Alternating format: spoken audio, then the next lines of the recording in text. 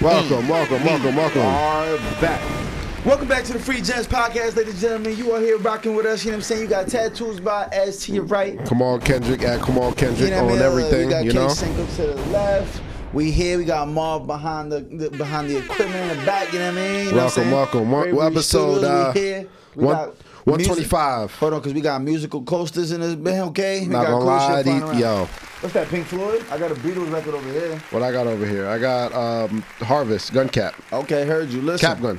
No, listen, not the point. The point is, listen, you here. It's episode 125. You know what I'm saying? It's a fresh new week. A whole bunch of stuff that already just happened. Yes. You know what I'm saying? There's a lot going on. We're definitely here way too early. Let's talk about what's going on. It's man. okay. It's okay. It's a whole lot. There's a lot. Right. Listen, let me know where you want to take this. We can go any way we want.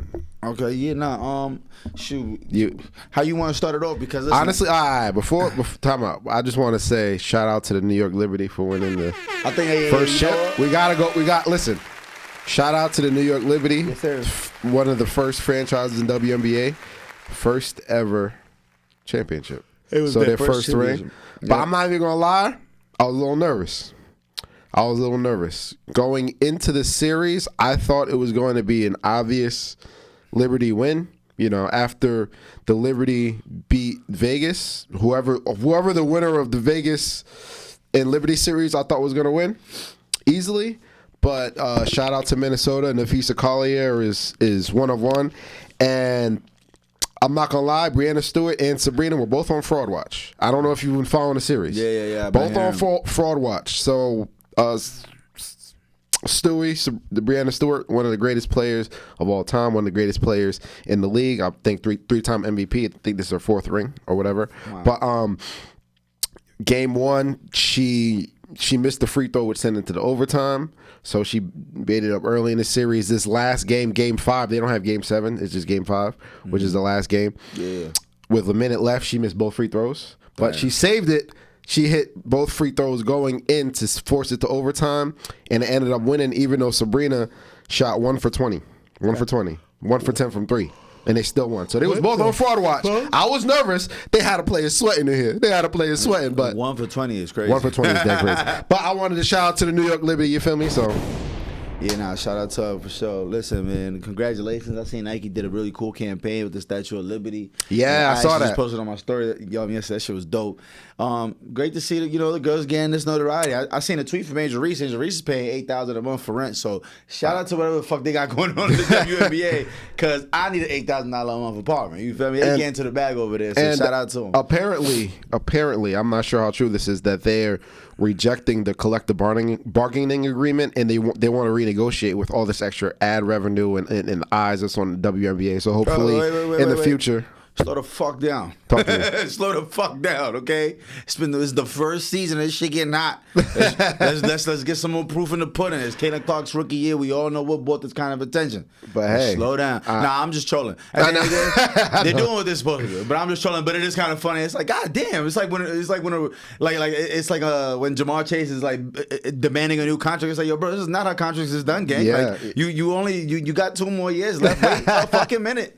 Don't just go trying to restructure some shit. But by all means, from his perspective, go get your bread. Yeah, from their perspective, go get your money. Yeah, exactly. But at the same time, it's like, god damn, can we respect the contract? You just got here, bro. Let's get one hot summer, and you motherfuckers want to scratch this shit. You brand new on me now, god damn. But nah, either way, man, shout out to everybody involved, man, and shout out to all the young girls that are gonna be looking up to these WNBA superstars. Yes. And like, yo, I want to be like Brown Stewart. I want to be like Angel Reese. I want to be like Kayla Clark. I want to, it's fire to see this shit happening. So shout out to him. 1,000% agree. And since we're on the basketball topic, the season just opened. Oh, great! Let's talk about the NBA in October. Nothing more I love than the NBA in October. Yeah. So that is sarcasm, by the way, ladies and gentlemen. I fucking hate the NBA in October.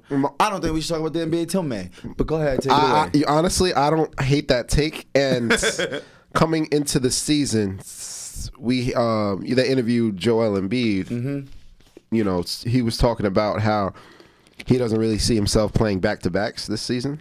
That's fucking insane. And I just hate where we're at with the NBA as far as the load management thing. Now, I understood how it started out with Tim Duncan being older and Kawhi Leonard, who was hurt, and That's okay how they were doing it. They were picking and choosing spots when to play and when not to play. But it ended up being a slippery slope. And now this is where we're at when we're, a star in the league, a leader of a team, is outward saying that he doesn't see himself paying back-to-backs. That doesn't sound like somebody in a leadership position. And I remember Kevin Garnett came out and said, damn, if you out there, you should be playing 82 games. Like the mindset of the people of the players is so many different. It's so different now. And not only that, like imagine, let's say you in town and or you're playing in a trip to Philly and you want to go to a Sixers game. You see they played the night before. Well, is Joel Embiid gonna play? Yo. I think it's totally. I'm not a fan of it at all, and I think it's it's. I'm not a fan of it at all, especially having that mindset. It's having that mindset is crazy. Bro, it's like going to work and telling your boss like, yo, I know like y'all paying me for these 40 hours a week, and I get 2 days off a week, but I'm gonna need 4 days off a week, and I'm gonna still need the same pay, gang. You with me on that? You okay with that? I'm the one bringing it in. What the fuck are you talking about, MB? You not getting paid a king's ransom to play fucking when you want to play, gang. It's 82 games. You play 82 fucking games, gang. Over and under. If you're not injured, you're supposed to play every fucking game. Over under. I got the under 35 games for Joel Embiid. God damn, that's my under. You don't think he's gonna play more than 35 games? I'm just being funny. I was being funny. His history report, I wouldn't be surprised if he can't get through half the games. Hopefully he does. Hopefully he stays healthy. But speaking of Embiid, him or Paul George aren't going to start the season for the Sixers. I said when they got Paul George, I said, listen, they can contend, but it's going to be all about health for them. And whoever the training staff is, they're going to have to get a new collective bargaining agreement. They're going to have to go on strike. They're going to have to do overtime pay. Trying to treat him and Joel Embiid, Paul George and Joel Embiid in the same team, and this, that they're gonna be working overtime. They're gonna really earn their keep. So, I just think that it's wrong as far as coming out and saying I don't expect to be playing a lot of back-to-backs. I think it's a slap in the face to his teammates. I think it's a slap in the face to the league in general, and I think something needs to happen and on the players end. I think the players need to come together and say, listen, this is not how we do things. And this mindset of these new players is totally different than it was back in the day. Like I said. With the whole, load management, picking your spots here and there, I understand from that aspect, but it became a slippery slope, and we're here now. So, yeah, man, this shit is ridiculous, man. I'm just thinking about it, like, where else can you go tell your boss, I'm not working all them hours, but I need to get paid like I am working all them hours? What the fuck is going on? And it's insane because I was listening to a Mark Cuban interview, and Mark Cuban, for people who don't know, he's the partial owner of the Mavs. I know he's sold part of the team. Yeah, he's a minority owner now. Yeah, now he's a minority owner, even though he's not a minority. So Mark Cuban explained, he was like, yo, pretty soon, like, the players are going to be making more money than the owners.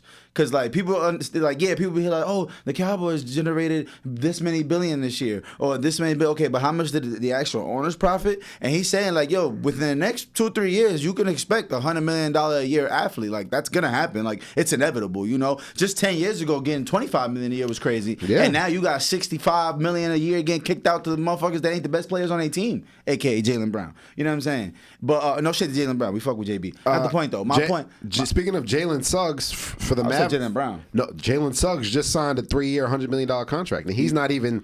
You might not even know who that is. I don't. I do it. But he's not a rookie the other year. Right? Yeah, he was rookie not too long ago. He was a lottery pick. Right. That's how I remember him. But it just goes to show. He was nice in football, right? Wasn't he? Jalen Suggs is the one that was nice. He was like, I think he was like all-state in football too. Like coming out of high school.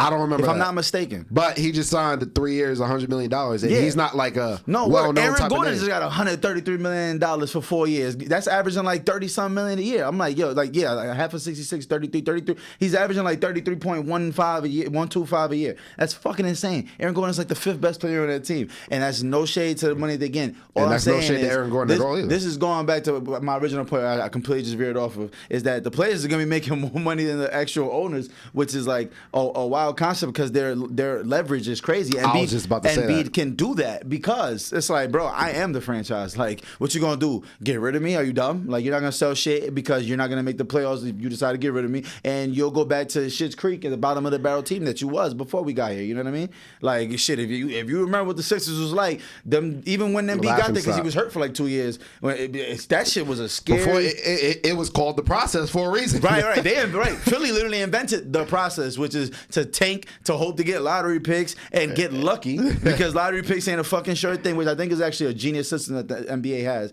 As far as like the lottery system, it's like, yo, you can't really tank in the NBA because you could be like the Knicks and be the shittiest team and still get like the 7th pick because of the way the lottery is picked. But anyway, I say that to say, yeah, it's fucking ridiculous, man. But speaking on sports, I mean, let's stay in the NBA because there has been some storylines we definitely got to get into. So, I want to give a shout out to Bronny James. You know what I'm saying? Shout out to Bronny, yeah. Because I think we forgetting through all of this, Bronny James is a 19-year-old child. Yes, exactly. And the kind of scrutiny and the type of hate he gets and the way he's put into the media as a 19-year-old, that's big. I like that. They didn't ask for this for real. Like, yeah, he's famous. He's more of an influence than a basketball player at this point. But they treat him like he was a lottery pick, and we should be shitting on him. There shouldn't be that much expectations on nobody that was the 55th pick in the draft. I was just about to say like, that. If you know anything about the NBA, anything outside of the top 15 for real, you say it's a 50-50. You won't even make. You're gonna make the roster. Less you than might 50-50. be going to G I'm gonna be League, honest with you, because almost all the second rounders get cut. I think he's the only second rounder that didn't get cut so far this year. Yeah, or not sent back to the G League, I should say. But I wanted to shout out to Bronny James. Like you said, obviously I don't really know him personally, but he seems very mature. He doesn't seem very arrogant. He seems like he's taking it all with stride, all the scrutiny that he's been doing, and his career so far, of course, being LeBron James' son, has been under a microscope. People have been looking at every play and comparing his stats with other players who was 55th overall picks and everything, and I think he's handled it very well. And it was great to see the fact that they had Ken Griffey and Ken Griffey Jr. at the game. Yes, sir. It was this is history, and we should appreciate it because I don't know if we're ever going to see this. And the reason why he points out that Ken Griffey and Ken Griffey Jr. were there is because, for people who don't know, for historical purposes, so LeBron James and Bronny James being the first father-son duo in the NBA, the first time we saw something similar to this was Ken Griffey Sr. and Ken Griffey Jr. Now, if y'all don't know, Ken Griffey Jr. is an all-time talent. Ken Griffey Sr. was dope. He was good, especially when he was in his prime, but everybody knew Jr. was going to be I ain't going to lie, Ken Griffey Jr. could have been the GOAT if he didn't get injured. For sure. If it wasn't for all the injuries. One of the greatest swings of all time. He's a baseball player, so people don't know. Yeah. One of the sweetest swings of all time, the sweet science. And it was crazy, though, because same situation where Ken Griffey Jr. ended up on the same team with his dad, and they actually, fun fact, had back-to-back home runs in a game before, and that shit was like a magical moment in like the late 90s. It was just dope to see, Ken Griffey, the Griffeys being there. Yeah, to support. LeBron, to support, even though it's a different sport. It's I think the beauty in it is really showing like black fatherhood and what you could do by making sure you're in your child's life and being a positive influence and all that stuff. And it's like, damn, look at what they made sure they turned their children. They said, no, we're not going for none of the bullshit. Ken Griffey Jr. grew up in the bullpens and the clubhouses for the baseball teams, and he made him infatuated with the game. And of course, he followed in his father's footsteps. And now you got Bronny James doing the exact same thing. The only difference I will note, though, it was the opposite talent-wise, where everybody knew Ken Griffey Jr. was him. Timothy. It was him. You know what I'm saying? So it was the opposite, where LeBron is clearly the better talent than his son. But we never know, because that's the thing. 19 years old, man. You really don't know where it's gonna go, but you can safe to assume you're not gonna be LeBron James. Nobody's gonna be LeBron James. So it's hard shoes to fill in. It's hard. Listen, it's hard shoes to fill in, but Bronny seems like he has the work ethic. Looks like he puts in the work. He's a tenacious defender. Of course. It's just about where he wants to take it. His father helped him get to this point, but now, hey, he's 19 years old. But at the end of the day, he's professional now. Yeah. So now it's going to be on him in order to go to the next level to see how great of a career he actually wants to have. Yeah, no, for sure. So moving on, we talk about sports. We gotta talk about football, man. Oh, yeah, we got. I didn't want to. I don't want to bore nobody. I ain't gonna lie, bro. We got to see Lamar, bro. Come on, bro. Did I see Lamar, bro? I ain't gonna lie. That's, bro, I faced him after the game. You know that? I thought I told you that. He's looking like a third MVP, bro. Because he's going. Lamar's Lamar going crazy. Jackson is on route to doing. All I ever wanted from him was a 4,000 passing yard season. If he can give me that, I can officially call him the greatest minority quarterback ever. Because dog. Oh, for sure. What the fuck? For sure. Is he doing, bro? For sure. He's playing Madden out there, dog. He's playing Madden. He is. He's playing fucking Madden, bro. Like, I don't know what the fuck he got going on. Like, bro, Lamar is really like just he's a kick returner playing quarterback. But he's a quarterback. Yes, he's a quarterback. But he is a kick returner skill wise back there. And it's fucking crazy to see how he's doing it so effortlessly. He's really a magician. But then the crazy shit is, all right, Lamar could win MVP, but the only thing that might stop him is the fact that Derrick Henry's on his team. Exactly. Bro, Derrick Henry's on path for like 2,100 rushing yards right now. He could possibly break the record with where he's at right now. Like, imagine them having the offensive player of the year and the MVP in the same backfield. Yeah, and as it gets colder, especially in Baltimore, and you play in the AFC North, it's more and more rushing going to be happening. There's more and more rushing. So it's like, bro. Can we talk about Derrick Henry for a second? What people don't understand is Derrick Henry is a speed back with power. On God. Not a power back with speed. There's two totally different things. He's a speed back. That's a good thing to put in there. Because he's 240. 250. They got him listed. But I'm saying 6'4", 250. Because he's 250. Running a 4.4 something. People don't realize he's a speed back. Now, the thing about Derrick Henry, from a football perspective, is he keeps defenses disciplined. Yeah. Because you can be playing the Ravens. Derrick Henry can have 11 carries for 21 yards. And you think you're shutting him down. Mm-hmm. But he makes you play honest on defense. But people don't know. Every defense, somebody is responsible for a run fit on defense. You're responsible for your gap. So let's say, 11 carries, 21 yards, and now they have a pitch to Derrick Henry. The the middle linebacker sees the pitch. He flies out there to go get it. You just vacated your area.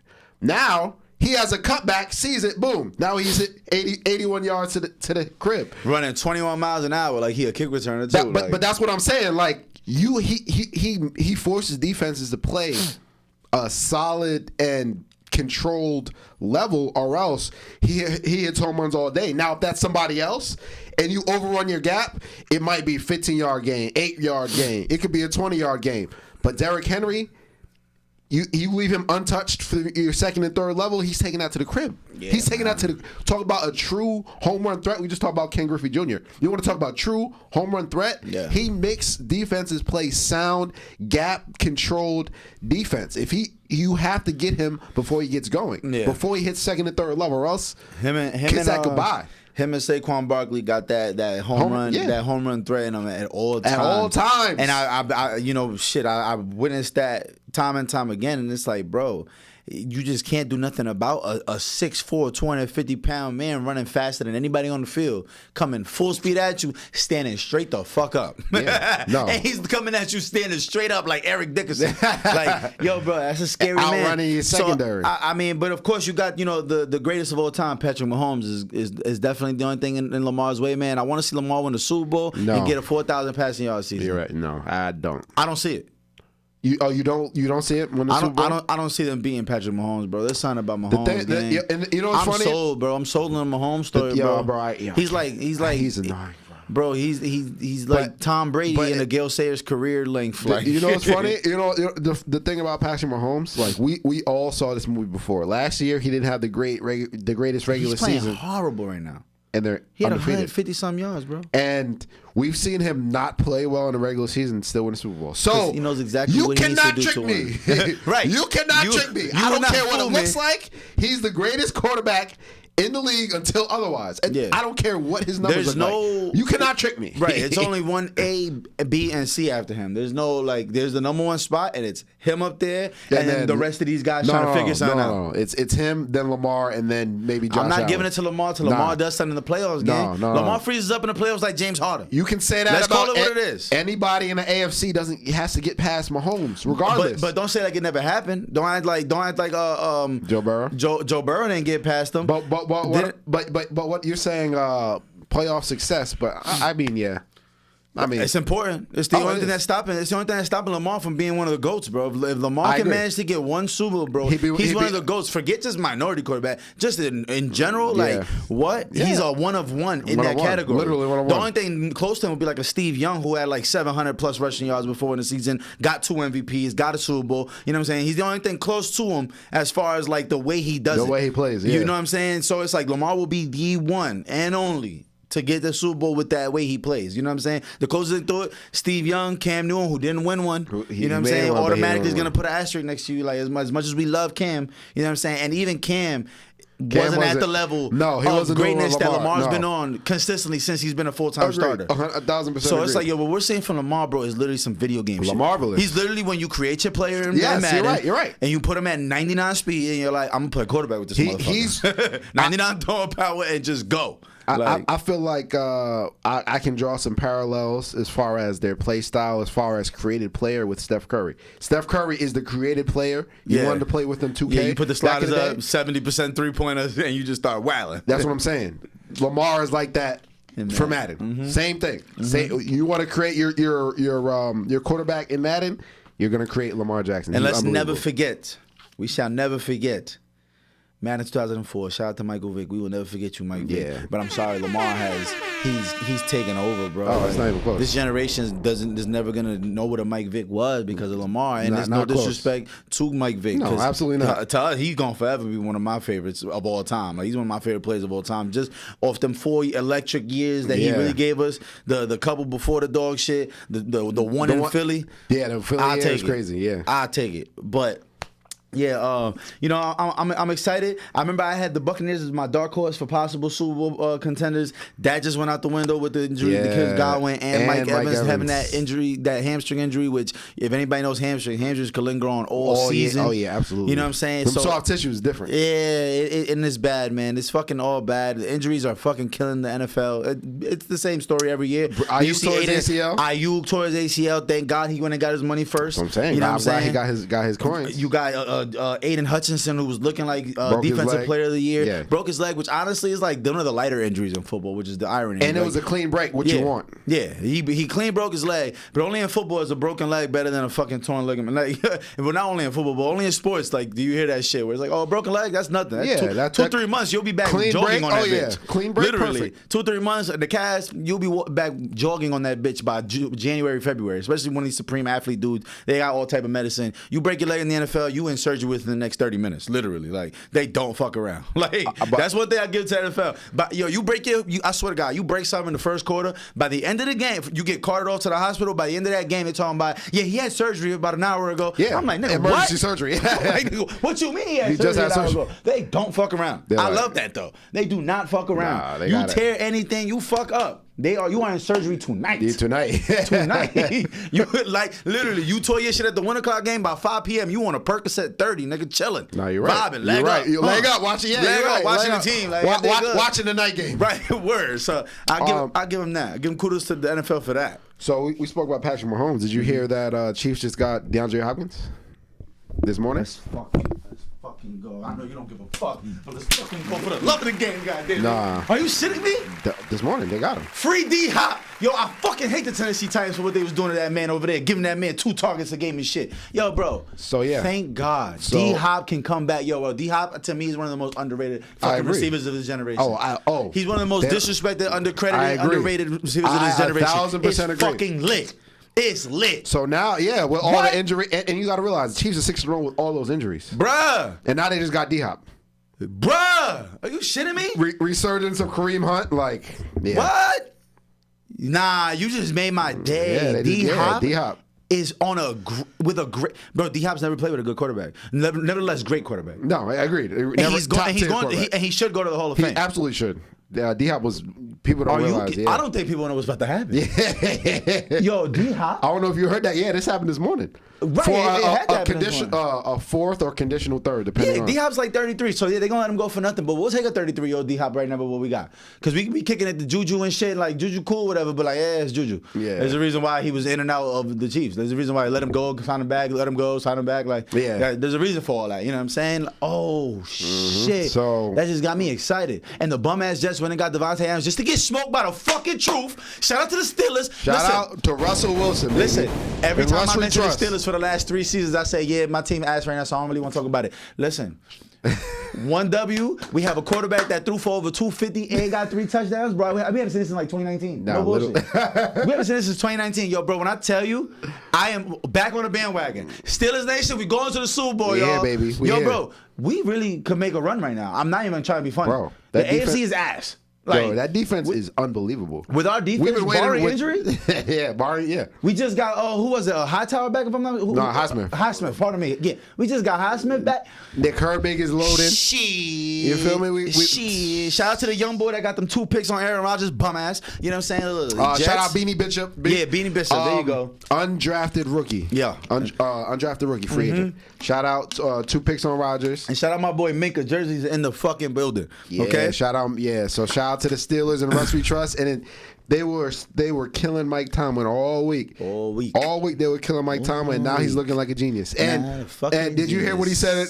Brandon Marshall, who's a reporter now, asked him, is this one of the biggest decisions you made in your career? He said, that's why I get paid the big bucks. Shout out Mike Tomlin. Another Tomlinism. See, I love Tomlin though, because he be coming off real Belichickian sometimes, and then he reminds you like, nah, I'm still a young brother from wherever I'm from. Like, nah, hold on. Yeah, that's why I get paid the big. Like, he just does that little slick. He has little quick slick remarks that you like, yeah, that's that boy right there. You want to talk about the leaders of men? That's the leaders of men right there. Yeah, now Mike Tomlin, man, shit. I don't have too much to say about whatever. 17 years in the league is the reason why I think, if I'm not mistaken, he's the longest 10-year coach. Yeah. Right now active because Bill Belichick got fired. So yeah, there's a reason why he's there, and he's young as fuck still. He's not even in his 60s yet. If I'm not mistaken, Mike Tomlin is like in his mid 50s, like something like that. So we got some years with Mike. We good. Mike I trust, and Russ I trust. Okay, listen, Russ, take us to the promised land, baby. I don't need nothing else. Listen, bro. I almost fucking shed a tear watching that offense, bro. They were throwing deep balls. Yeah, I know. The ball sailed more than 30 yards in the air. George Pickens is making it. Jorge, baby. My boy Jorge with the reach Pickens. back over the head motion, motherfuckers. Nah, he's different. Yo, bro. Different. It's looking amazing. Looking up. It's looking only better. Najee looking like a grown man back there. Najee is looking like a grown man. See? Listen, man, I'm excited, man. I'm excited. And we talked about injuries. We got to talk about Deshaun Watson tearing his Achilles. Oh no. We do have to talk about that, and we do gotta say, yo, Cleveland Browns, you are some trifling motherfuckers. Cleveland fans in every sport, y'all just become more and more trifling. Poverty. Yo, bro. Talking about poverty franchises, yo, bro. Boy, I couldn't believe that shit. Like, all right, we might not fuck with Deshaun Watson for personal reasons. We might not really jack him, but bro, he tore his Achilles. I saw it. It said, and you ain't shit. He tore his Achilles, bro. And they started fucking cheering in the stadium, dog. Yeah, of course. That has to be the most classless fucking example of like a fan base. Bro, you don't cheer for nobody to be injured, bro. These people are literally out there risking their lives. There are plenty of people who have been hit on that field and literally didn't walk again.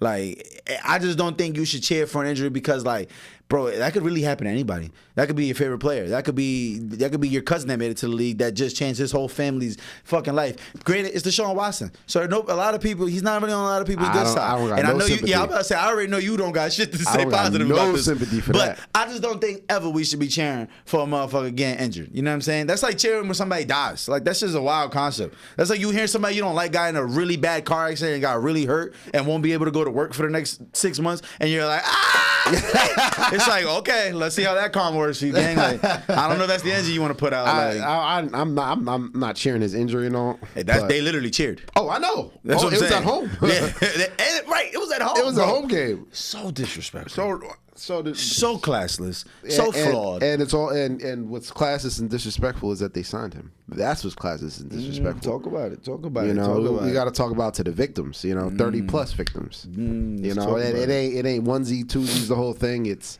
been 30+, and hey, it's a very unfortunate situation. He really hasn't looked like himself since you know, he's been on the Browns. I'm happy about that. We'll see what happens for the future of him and the Browns as well.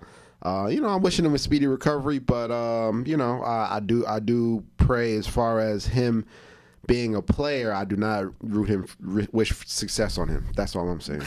As a player, I'm talking about as a player, like as a human. Like I do not.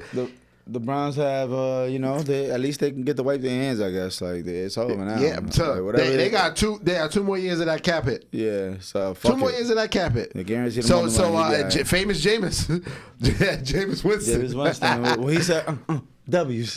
Eating that dog. The funniest player in the league. I hate. He's the funniest player in the league. Yeah, nah, he definitely should be. But shout out to Jameson. Shout out to the Browns, man. We're gonna see. It looks like they on their way back to the bottom of the barrel. They had like 2-5, I think, or some shit like that.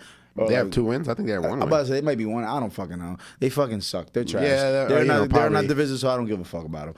But I think we should move on from sports. Yes, we got to. There's so much other shit we haven't touched on. So, wait, real quick.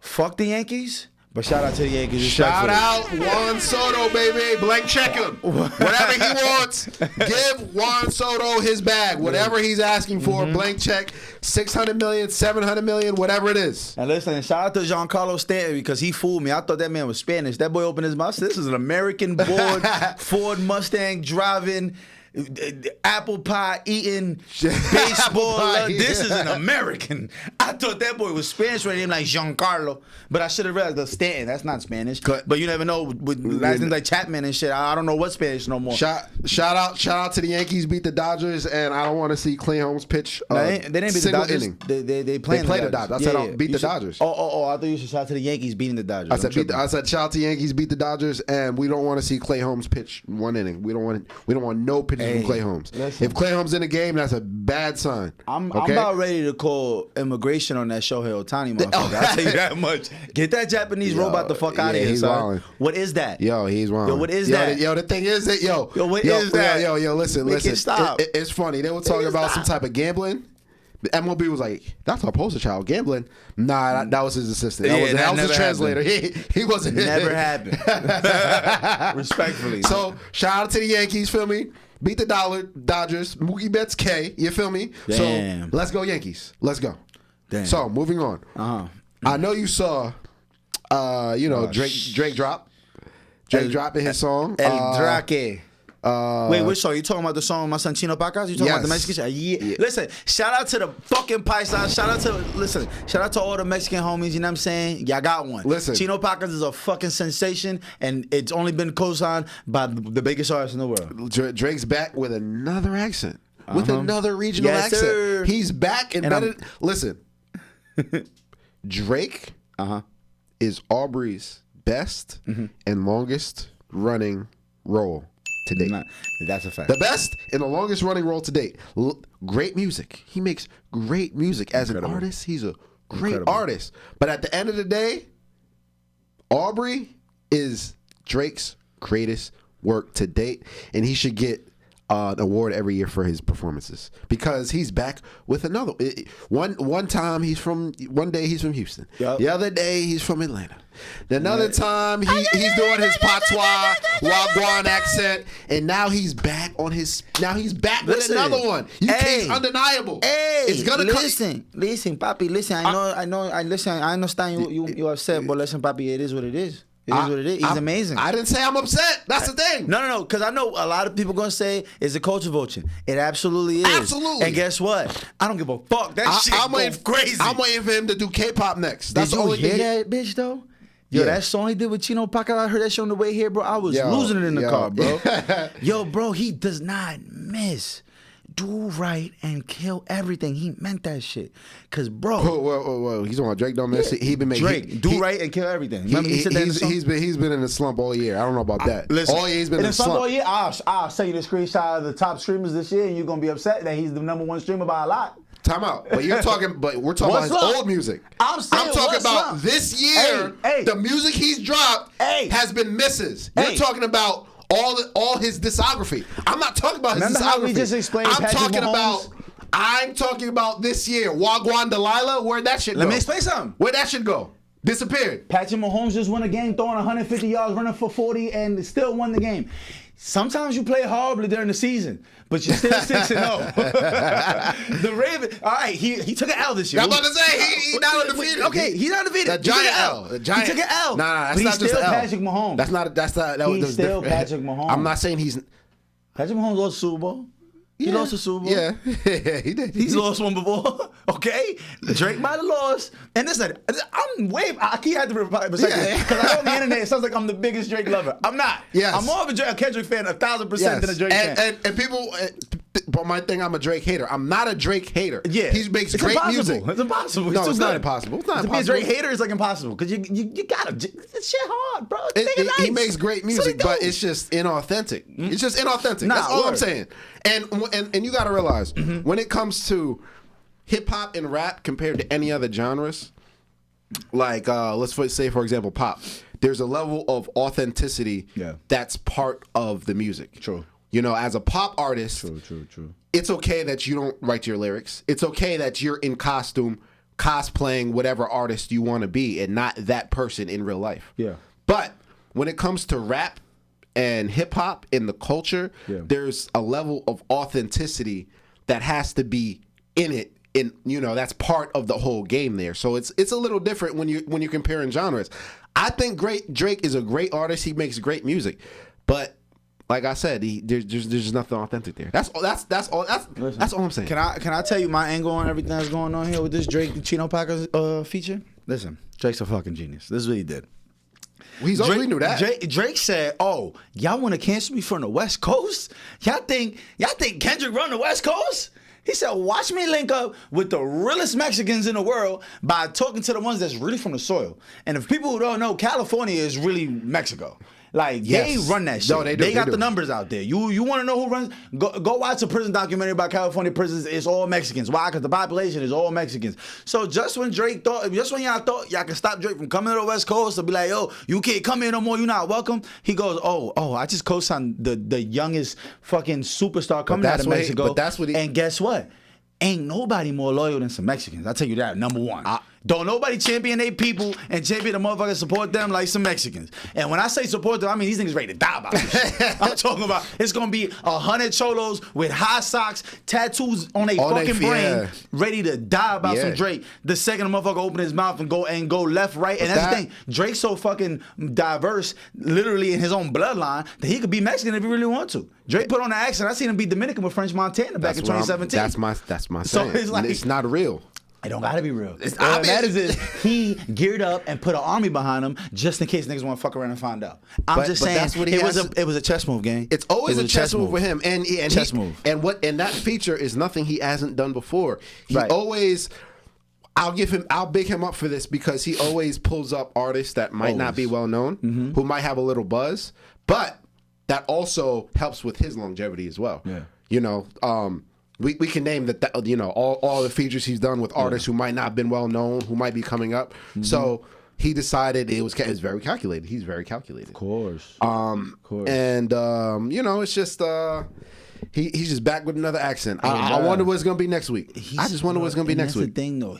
This song is so hard, bro. Like you don't even gotta like Spanish music to know that shit sound good. You feel me? That's the thing about that same thing he did with Bad Bunny multiple times now. He's done that shit with people like Wizkid. He jumps on these Afro beats. That's what I'm you know what I'm saying? And he's opening up to hundreds of millions of people who might have never heard of Drake. Because don't get it twisted, Drake might be humongous, but trust me, there's people in the mountains in Mexico never heard of a Aubrey Graham. Never. Might have seen his face, but they don't know one song by him. Now they do. There's people in the middle of in Nigeria and all through them countries that never gave a flying fuck about a Drake, but the second Wiz Kid goes fucking damn near diamond with one song with Drake. That I need a one dance. Trust me, they know who Drake is. And that's the thing. By song, not just face. It was a calculated move because he had to go outside of hip hop right now. He had to go outside, touching on the West Coast. He had to go outside of the hip hop community in order to make that pop. But it is what it is. That's what he does. Amen. I can't even hate on it. He should win a Grammy every year. Yeah, no, listen. No, I didn't mean Grammy. I meant an Oscar every year. Oh, I meant Oscar. I did not mean Grammy. I meant Oscar. Listen, and Kendrick actually just popped out and did his first interview since the whole beef and everything, and he did it with a TDE affiliate. He kept it in house. It was cute. I didn't get to really watch the whole thing. I seen a couple clips, but I'm gonna be real. This whole narrative of Kendrick being like the West Coast savior and hip hop's true savior is like a little crazy. Like I'm not really feeling that. I'm gonna be real with you. Like I don't think that's the narrative. We shouldn't be paying him like Jesus. Like it was your dog. It was just a rap battle, gang. Like we don't gotta paint it as that. Hip hop is still going to shit regardless. I don't know if you guys know this, but there's a reason why all these artists are selling their catalogs. All these artists is getting the fuck about the game. And everybody's podcasting. Yeah. It's because the music is going to shit. If you're not one of them top streamers, it's not as lucrative as people think. Yes, and I think it's a long time coming, especially the type of music that was pushed out in the mainstream. As far as I think. I forgot what chart it was, but it was the first time in the top so and so. I think it was the top 10, top 20, where there wasn't one rap record. Yeah. It's starting to branch out into other genres. You can't keep giving this mainstream push of bottom of the barrel type of music and think it's going to have a longevity in this music industry in general. So I 1,000% see that, and I don't agree as far as the savior complex. I don't like that. I don't like people paint him to be the savior like that, or even with Kanye in the savior complex. I don't like anybody's savior complex, and I'm not even saying Kendrick is the one pushing that. I'm just saying as far as painting him as he's the hip hop savior, and he said in music a lot that he's not the savior. He's not anybody's savior, and he's very vulnerable. He said, "I'm not perfect. Look at what mistakes I've made." He said that in his music. I didn't need to go into it, but I think that people need to take stuff for what it is and stop looking for stuff that's not there, or else you'll be disappointed. And I think that's a lesson you can take in life in any field, in any aspect. For sure. And shit, speaking of people who need savior, listen, the Diddler, it's not looking good. Oh, bro. Not only is it looking like the Diddler's talking, it's looking like the Diddler got some friends coming in there with him. Bro. Did he got some company on the way? Talk about it. I mean, honestly, I feel like you know a little bit more about it, but I know it's been a whole lot of new. Every day there's new allegations. There's new allegations. There's new lawsuits. There's civil ones. There's criminal things coming in. It's a whole bunch. But recently, I'm trying to remember bro's name. Mike Jeffries, the Abercrombie and Fitch CEO, was arrested on sex trafficking charges. The former CEO of Abercrombie and Fitch just got indicted on sex trafficking charges. Abercrombie and Fitch being a very prominent clothing brand. Absolutely. Listen, a staple in your local mall. I'm about to say, if you have a local mall, you got an Abercrombie and Fitch. And that shit ain't never changed locations because that shit been selling out since, like hotcakes since 01. Abercrombie ain't going nowhere. So except for now, maybe. It might be going to jail. So the former CEO just got indicted on sex charges. I saw a little bit, they're trying to link him with Epstein and Epstein Island and everything. And listen, I'm here for it. I'm here for the downfall. I'm here for everybody being held accountable for their actions. I will say this on this podcast 1,000 times. I do not care who you are, what you accomplished in your life. Nobody is above being held liable for their actions. I don't care who you are. Like Kendrick said, it's time for the party to burn down. It's time to burn it all down and regrow it new. If everybody involved, I don't care who you are, it's time to see your day in court. It's time for you to face the music. I'm tired of it, and I'm tired of people sheltering people based off their accomplishments. Yeah. You know what I mean? It's okay it's okay to look up to somebody based on what they've accomplished in life, and also at the same token realize that they're not a perfect person and they should be held accountable for their actions. People think these two things are mutually exclusive. Because I like the career trajectory somebody's taken, the hard work somebody's put in. I idolize them as a figure in business or in music or in any other aspect of things. That means that I'm automatically going to shelter them from any accountability for their life. No, two things can be true at once. So I'm here for the downfall of everybody. Well, obviously if it's warranted. I'm not. What I can say is, ain't nobody safe in this shit right now. Listen, Diddy looking at dozens of years. They talking 30 plus for him, and he's already his 50s. He's about to get in that bitch like Aretha Franklin and sing every high note, every low note, whatever you Anita need. Baker. He got it all. He about to hit every fucking note on his way out of here. You shitting me? Diddy crashing out. You be damned. They told him no bail. You not going nowhere till May. That's when trial started. That's when trial started. Years. Yeah. Trial could be 2, 3, 4 years. Boy, Diddy is not fucking around. And he's trying to come home. What Pusha T snitch stand for is, sorry nigga, I'm trying to come home. He meant that shit. Cause it's getting nasty. It's getting nasty. I don't know if you saw all his kids. They created a post. They collabed on a post that Quincy made. Oh yeah, and they were basically defending him, talking about conspiracy theorists, fake allegations. And then they're standing 10 tones behind him, as they should. They want to see it through. Yeah. As they should. They're doing exactly what a family's supposed to do at a time of a crisis. Because, there's plenty of times you go through some shit and your family abandons you. Your mama abandons you. People will abandon you. So at least they sticking through. They sticking through for them. I'm not saying it's right or wrong, but what I'm saying is... You're not saying it's right or wrong? All I'm saying wrong is wrong, right is right. You talking about a monster here. We're not talking about allegation, 2 allegations. I'm not saying nothing Diddy did was right. I'm saying them as a family supporting their people that's what you are supposed to do, right or wrong. You're supposed to support the people you love. Absolutely. And by support, I'm not saying defend them necessarily. Okay, there we go. Show up to their trials. Yes, there we go. Okay. Defend their name when they're behind closed doors. I 100% agree. I don't think there's anything wrong with that because that is your pop. Even though he's clearly wrong, you got to be delusional when it comes to your family. Like you got to be because that's the last thing what you gonna do. Backdoor and just be talking about. Yeah, my pops did do that weird shit. Yeah, my pop. Hey, he's trying to fight for his life right now. So you're doing what you're supposed to do by at least answer the calls, just go to the visits when you can. That's what you're supposed to do as a family member when you got somebody going through some shit. But obviously he's in the wrong. I think there's a difference between support and denial. I think those are 2 different things. I think you can support somebody who's done wrong, whether it's family, friend, or whatever. Like, yo, bro, you're wrong in this, but I'm here with you every step of the way.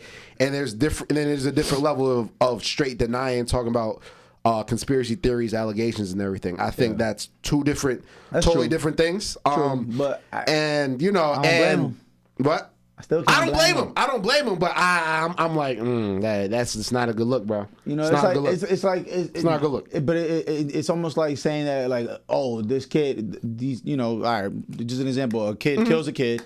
He's 18, he kills a fucking 15-year-old, they get into a shootout on some hood shit, and his mom is there at every trial saying, I want my son to come home, and she's supporting. Like, am I mad at her or wrong at her, even though her son was clearly in the wrong for shooting at a 15-year-old? But is she going to be up there saying he didn't do anything wrong, he didn't do it? That's a difference. That's what I'm saying. There's a difference between supporting somebody in what they're doing in their downfalls, and then discounting 100%. All of 100%. The allegations and discounting the videos and everybody's testimony and Little Rod and Cassie and everybody. There's two totally different things. You can support somebody in their wrongdoings and listen, I'm with you every step of the way. I'll put money on your books, whatever the case may be. You're supporting somebody who you love and you're close to, and then discounting all of the allegations that came out. This is not, like I said, 1, 2, 3. This has been 30 years worth of... They're not oblivious to this. Come on now.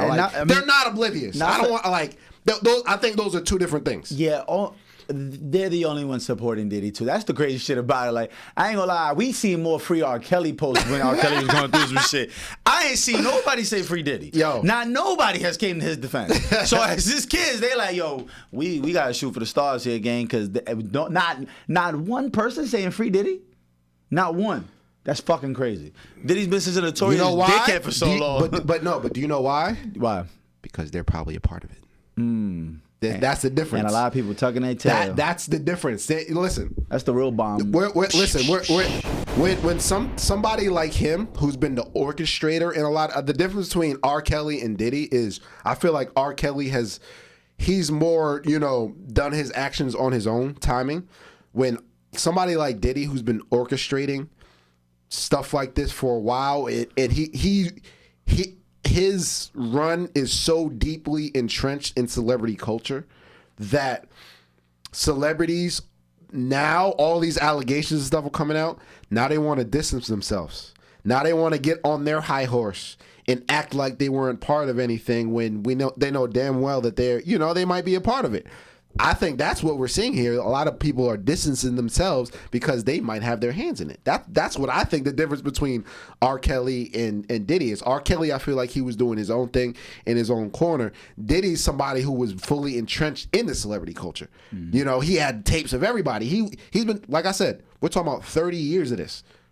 Anybody who's a celebrity at any time has ran into Diddy at some point. Yeah. You know what I mean? Not even if you're a part of something. Maybe you were at I'm not even saying every single celebrity has been, wrongfully a part of whatever Diddy's a part of. But I'm talking about that they've been around. I think that's the difference. Celebrities now, they want to be on their high horse and act like that, totally distance themselves from it. That's why you don't see people coming out and supporting Diddy. Yeah, that's exactly why. They want to act like like they're so far above morally. So I think that's the difference there. Yeah, I mean, slowly but surely, man, we're gonna see more and more of this shit start coming from under the woodworks, man. We definitely gonna see how this thing unravels, and it's like I said, every week new allegations are coming out. He's being sued for this, for that, and I think it's hey, like Malcolm X said, the chickens come home to roost. Yeah, and I do want to say too, rest in peace to Liam Payne. I want to make sure I mention that. Yes, rest in peace to Liam. Bro, a legend, bro. Members of One Direction. Yes, a legend. R.I.P. Liam Payne, man. Yeah, definitely a really sad story. I forgot what country he was in. I think he was in I don't want to make up the country. Yeah, I forgot. He was in Argentina. He was in Argentina, and he fell off the balcony of a hotel. That's what I don't know what the actual. Well, the autopsy just came back that they had found some pink cocaine in his system. Now, for people who don't know what pink cocaine is, you've probably never been to Colombia. But if you've been to Colombia, pink cocaine is what they call Tusi. You know what I'm saying? Yeah, that Tusi. And that Tusi ain't to be fucked around with, apparently, because it's doesn't have cocaine like symptoms where, like, I guess the high's not the same. I never got to try coke, so like I don't know how to explain it, but they said it has more of like a hallucinogen aspect to it. Like, I don't think I ever heard nobody say hallucinate from cocaine, but apparently Tusi has that in it, which could have something to do with how you magically fell over a balcony, because I'm not too in tune with the whole story. I'm not too in tune with the really details either. And I know that One Direction was fucking legendary. I seen people was heartbroken of this shit from all walks of life. I seen women in their 40s that was like, oh my God, I remember when I was a teenager. Like, bro, these people were big. Like, One Direction was big, and to see somebody die so young, he was only 31 years old, if I'm not mistaken. So he's still young. One Direction still gonna probably be touring until they fucking 50. You know what I'm saying? Doing shows, doing whatever. So it's sad to see that shit happen. Yeah, so rest in peace to Liam Payne, man. I saw he did have a lot of substances in his system when they did the autopsy report and everything. Hey, listen, you in Argentina party and you gonna run into some Tusi, goddammit. Oh, yeah. I'm just keeping it a stag with you. Listen, that shit out there, like they hand you that shit like a fucking aspirin out there. That was the one. I'll tell you one thing about South America. I remember the first time I ever got to Colombia. I shit you not, the first person I was introduced to was my cab driver, and that motherfucker offered me cocaine in the first 2 minutes of me being in that car. I'm like, what the fuck? Meanwhile, he like, yo, you want something? I'm like, what the fuck? I'm like, nah, I'm all right, bro. He like, more for me? Yo, I watched him go, off the hand. Mind you, he's driving. I'm like, yo, my life is in this man's hand. Am I okay? Like, am I okay? He did that shit like it was nothing. Like, oh, yeah. Like, imagine your Uber do that shit in the middle. Like, you get picked up by Uber and you on your way to work. He do some shit like that to you. Because it was like 1 p.m. I'm like, yo, bro, where are you going that you need cocaine in your system right now? Because we have a 40-minute drive to get from this airport to where the fuck I'm going to Medellin. And you know that it was probably pure too. Yeah, that was not, and mind you, that was not the first cab I saw to do cocaine while I'm in the car. It was a wild fucking time. Yeah. This is like 2021. Yeah, crazy fucking experience. So I say, kids, stay away from drugs, man. Stay away from drugs. You never know how this shit could go. And you know, we see this shit more and more every year. Like, I'm not saying that it was drug induced the reason why he died, but all I know is that that's not a good sign. And usually, you know, a lot of wild things can happen when you're on drugs. Yeah. It could be a real just accident. You could have just fell over. You could have been having a mental breakdown. Decided fucking panic attack and jumped. Yeah. Yeah. You could have a panic attack. You could have thought you was getting chased by fucking Mario and Luigi. Yeah. No. Said, fuck it. I'm out of here. Like a lot of dumb shit can happen on drugs. And I'm not speaking specifically only on Payne. This is outside. I'm just speaking in general. Stay away from drugs, kids, because you really don't know what it can do to your brain, and it could change you forever. One hit of the wrong thing, and I done seen a motherfucker. I done seen a motherfucker go from regular kid to shit. Rest in peace, Don Lecito is all I'm gonna say. Oh yeah. I seen good kids, basketball players, potential D1 athletes turn into full out crackhead. Yeah, man. Like it's sad, crack it's sad. out. In real time too. I seen it in real time. Man. We was like 18. Bro had to be 18, 19. He was only a year above us. Yeah. And I was just like, bro, I seen what one hit of the wrong drug could do.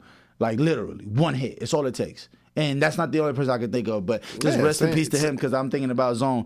But man. You know, my father, you know, tells me, you know, that there's some people he grew up with, not been the same. He grew up with Keith. Yeah. Shout out to Keith, my next door neighbor who killed his mother and brother. He tripped out on whatever he was tripped out on. You know, and I think Keith home too, by the way. Really? I mean, so. But Keith, you know.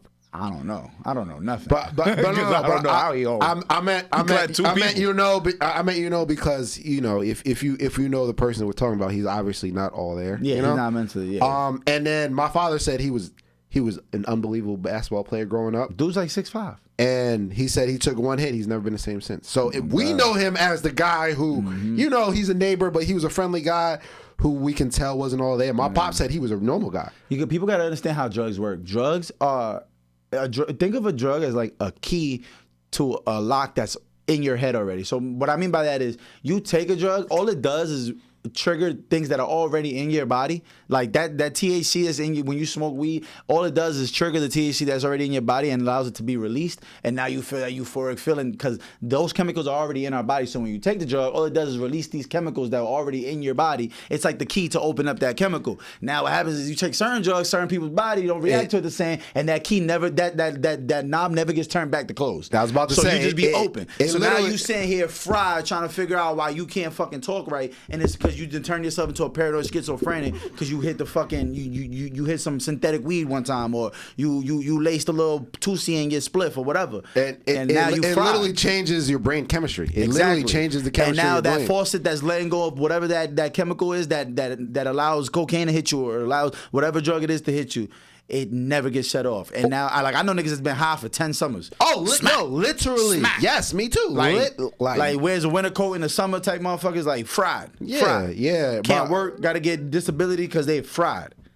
And not only that, but it can also do the opposite to where it blocks part of your brain where that functions normally. So part of your brain is logic and reason. It can block that part, or the part of your brain for critical thinking or empathy. It can block that part of your brain. So now you don't even have that anymore. You don't even have those actions anymore. You don't have those thoughts anymore because the part of your brain is blocked. So it literally changes the brain chemistry in many different ways. Yeah, man. It can unlock a door. Or it can close the door. It's the same. It's you know. Good point. It's